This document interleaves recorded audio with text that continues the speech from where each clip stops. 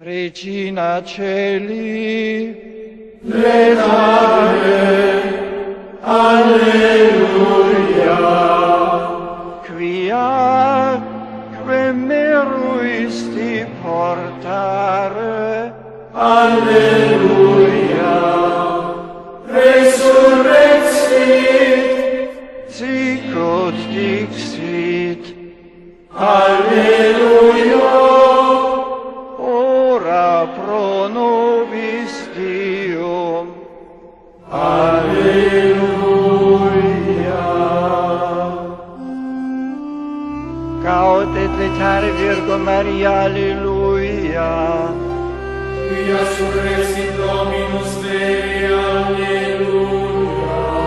Oremus, Deus, qui per resurrectionem Filii Tui Domini nostri Iesu Christi, mundum beatificare dignatus es, presta que sumus, ut per eius genitricem Virgine Mariam, perpetue capiamus gaudia vitae, per iundem Christum Dominum nostrum.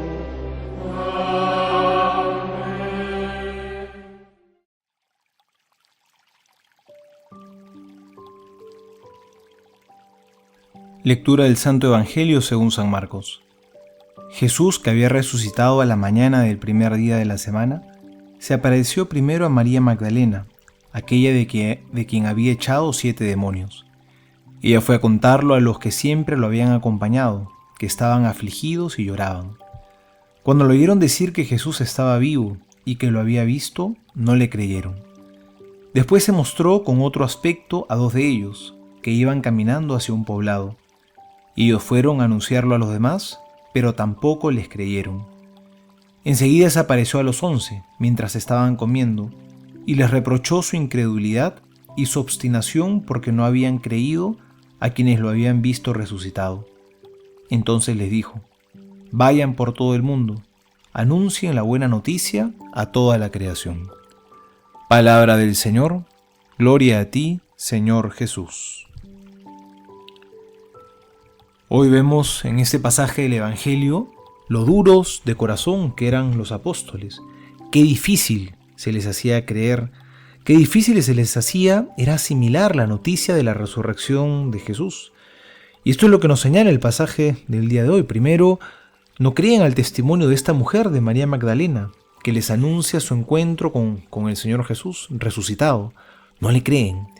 Y luego los discípulos de Emaús tampoco creen en el testimonio que se han encontrado con el Señor resucitado. Finalmente Jesús aparece a los 11 y les echa en cara su incredulidad. Pero lo curioso es que a pesar de esta incredulidad inicial que muestran, a continuación el Señor Jesús los envía a dar testimonio de la buena noticia que Él ha venido a comunicarnos a toda la creación. Y creo que es importante recordar lo que Jesús nos dice hoy, porque esos apóstoles definitivamente en un momento se rindieron. Ellos se rindieron a su necedad y a su incredulidad y le dijeron que sí a Jesús, porque el Señor no llama a personas que sean perfectas. El Señor nos llama también a nosotros, a los pecadores, a los incrédulos, a ser testigos suyos. Solo necesita que en un momento nos rindamos y digamos: Señor, voy a dejar mi necedad y de verdad voy a poner mi vida en tus manos. Porque la fe no es simplemente creer en una doctrina o en unos principios. La fe es creerle a alguien, es creerle a Jesús, es ser testigos de habernos encontrado con Él. Y eso es lo que hacían los apóstoles. No podían dejar de hablar de aquello que habían visto y habían oído. Aunque también en alguna etapa de nuestra vida nosotros podamos haber sido incrédulos, hayamos podido poner en duda las cosas de Dios. Si el día de hoy nuestro corazón está más abierto, no tengamos miedo también de ser sus testigos. No tengamos miedo de ir al mundo entero y predicar la buena noticia a toda la creación. Soy el Padre Juan José Paniagua y les doy a todos mi bendición en el nombre del Padre y del Hijo y del Espíritu Santo. Amén.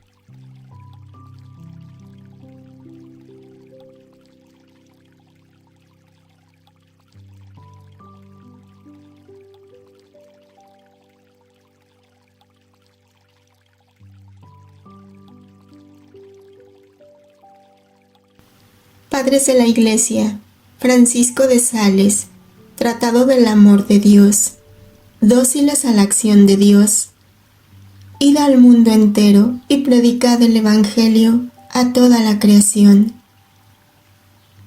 Libro 8, capítulo 10. Id al mundo entero y predicad el Evangelio a toda la creación. Los rayos del sol iluminan al calentar y calientan al iluminar. La inspiración es un rayo celeste que lleva a nuestros corazones una luz calurosa por la cual nos hace ver el bien y nos da calor para seguirla. Todo lo que tiene vida en la tierra se adormece y embota con el frío del invierno, pero al volver el calor vital de la primavera, recobra todo el movimiento.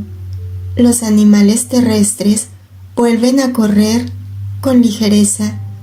Los pájaros vuelan más alto y cantan más alegremente, y las hojas y flores de las plantas parece que crecen muy a gusto. Sin la inspiración, nuestras almas vivirían perezosas, enfermizas e inútiles. Pero al llegar sus divinos rayos, sentimos a la vez luz y calor vivificante, que alumbran nuestro entendimiento y despiertan y animan nuestra voluntad, dándole la fuerza de querer y de hacer el bien para su salvación eterna. Dios, que, como Moisés, formó el cuerpo humano del limo de la tierra, le dio el soplo de vida y poniendo en él un alma viviente, es decir, un alma que da vida, movimiento y actuación al cuerpo. Y ese mismo Dios eterno insufla y alienta las inspiraciones de la vida sobrenatural en nuestras almas, para que, como dice el gran apóstol, reciban un espíritu vivificante, o sea, un espíritu que haga vivir, mover, sentir y obrar las obras de la gracia. El soplo de Dios no solamente calienta, sino que alumbra perfectamente, porque el Espíritu Divino es una luz infinita, cuyo soplo vital se llama inspiración. Los medios que el Señor utiliza son infinitos. San Antonio, San Francisco, San Anselmo y 1000 otros recibían a menudo inspiraciones por vía de las criaturas. El medio ordinario es la predicación, pero a aquellos a quienes la palabra no les aprovecha, la inspiración les viene por la tribulación. La aflicción os hará inteligencia. Santa María Egipciaca la recibió a la vista de una imagen de Nuestra Señora. San Antonio, al escuchar el Evangelio en la misa. El bienaventurado Ignacio de Loyola, leyendo vidas de santos. ¡Oh, qué felices son los que tienen su corazón abierto a las santas inspiraciones! Nunca les faltarán las que les son necesarias para vivir recta y devotamente. Catecismo de la Iglesia Católica, numeral 1507.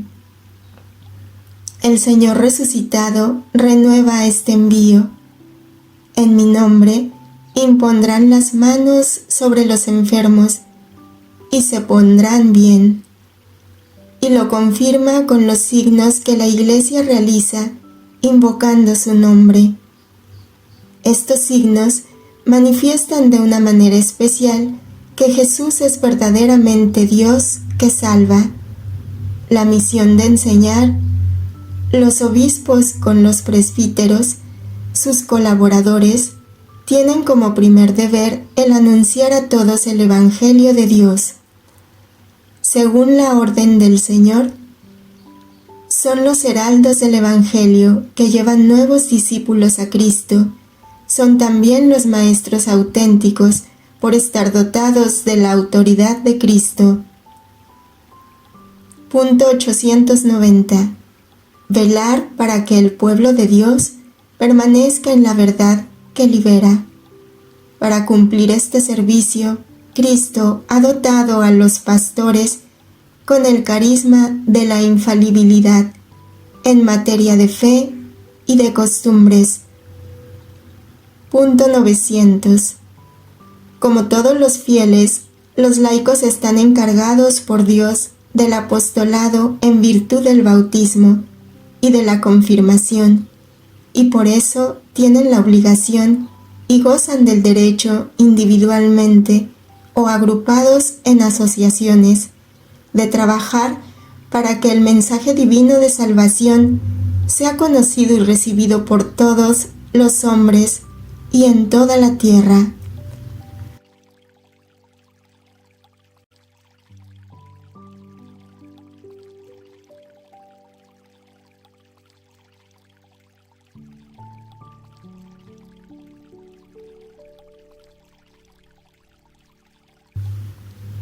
Ve la resurrección de Jesús. Volumen 4, abril 7, 1901. Tanta gloria le vino a mi humanidad por medio de la perfecta obediencia, que destruyendo del todo la naturaleza antigua, me dio la nueva naturaleza gloriosa e inmortal. Así el alma, por medio de la obediencia, puede formar en sí la perfecta resurrección a las virtudes, como por ejemplo, si el alma está afligida, la obediencia la hará resurgir a la alegría. Si está agitada, la obediencia la hará resurgir a la paz. Si tentada, la obediencia le suministrará la cadena más fuerte para atar al enemigo y la hará resurgir victoriosa de las insidias diabólicas. Si asediada por pasiones y vicios, la obediencia, matándolos, la hará resurgir a las virtudes. Esto al alma, y a su tiempo formará también la resurrección del cuerpo.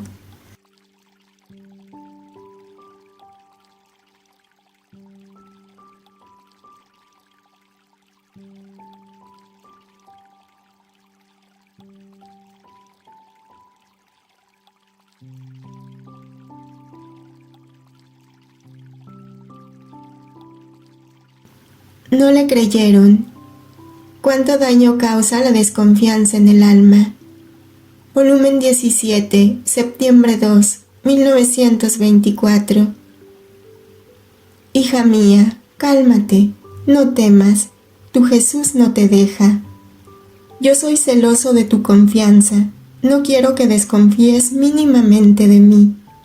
Mira, yo amo tanto que las almas estén con toda confianza conmigo, que muchas veces escondo algún defecto o imperfección de ellas, o alguna incorrespondencia a mi gracia, para no darles ocasión de que no estén conmigo con toda confianza.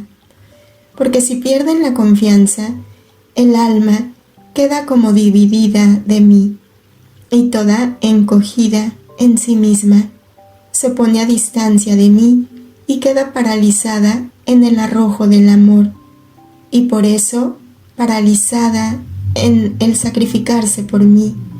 Oh, cuánto daño hace la desconfianza. Se puede decir que es como esa helada primaveral que apaga la vida a las plantas y muchas veces, si la helada es fuerte, las hace aún morir.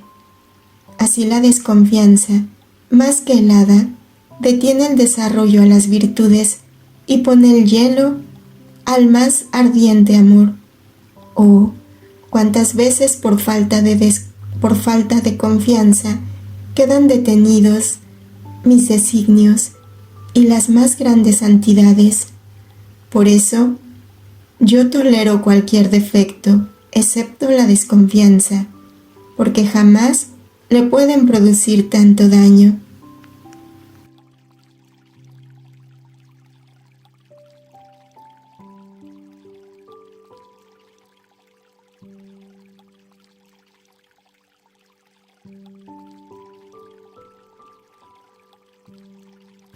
Vayan por todo el mundo, anuncien la buena noticia a toda la creación.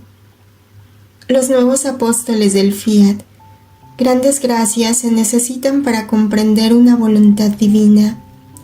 Volumen 20, noviembre 6, 1926.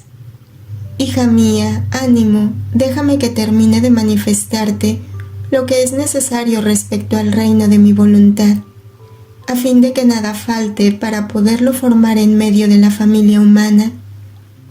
Y después de que haya cumplido todo, enseguida te traeré a nuestra patria.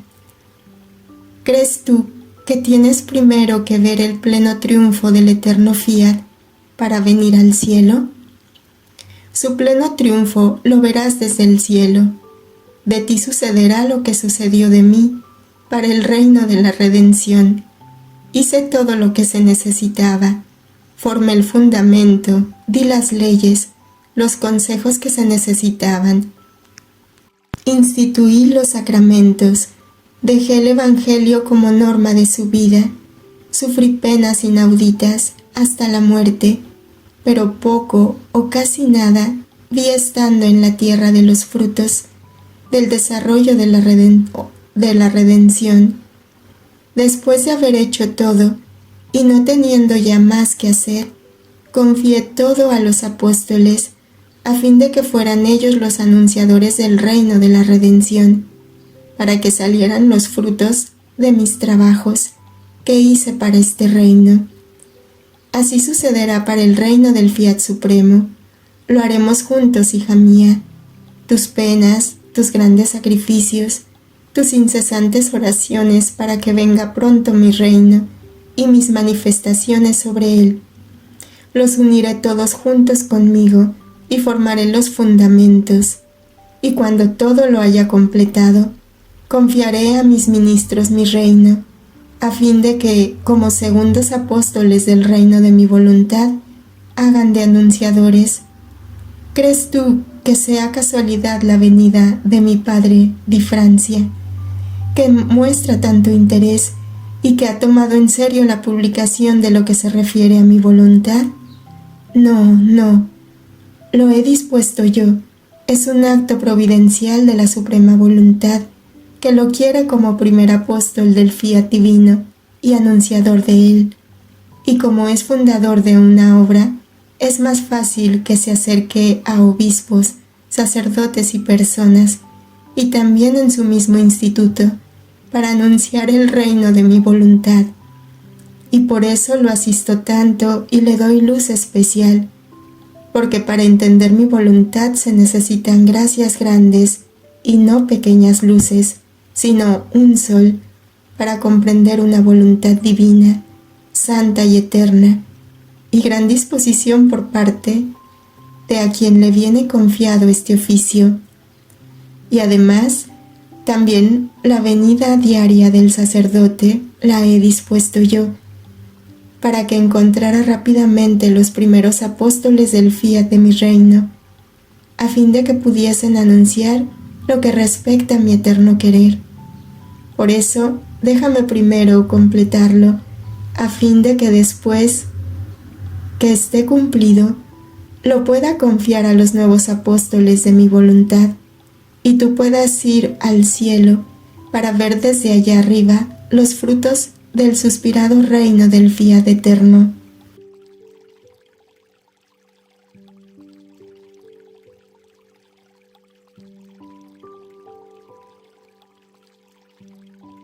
La necesidad de poseer un bien para poderlo comunicar a los demás.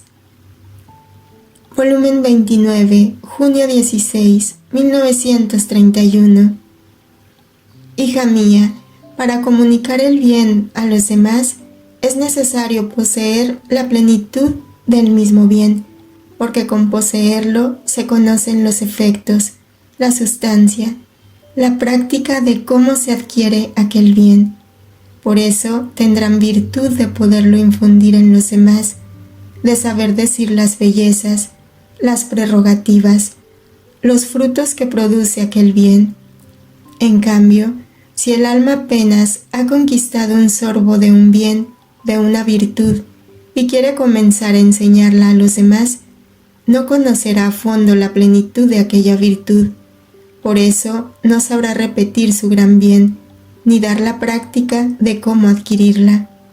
Por eso será como un niño, que habiendo aprendido apenas las vocales, quiere hacer de maestro a los otros.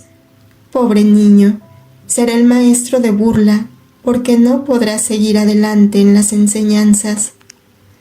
He aquí por qué los verdaderos santos primero se han llenado ellos de amor, de conocimientos divinos, de paciencia invicta y demás, y cuando se han llenado de tal manera que no pueden contenerlos más dentro de ellos, el desahogo que salía de los bienes que poseían lo han comunicado a los pueblos, y su palabra era fuego, era luz, y enseñaban no en modo superficial, sino en modo práctico y sustancioso el bien que poseían.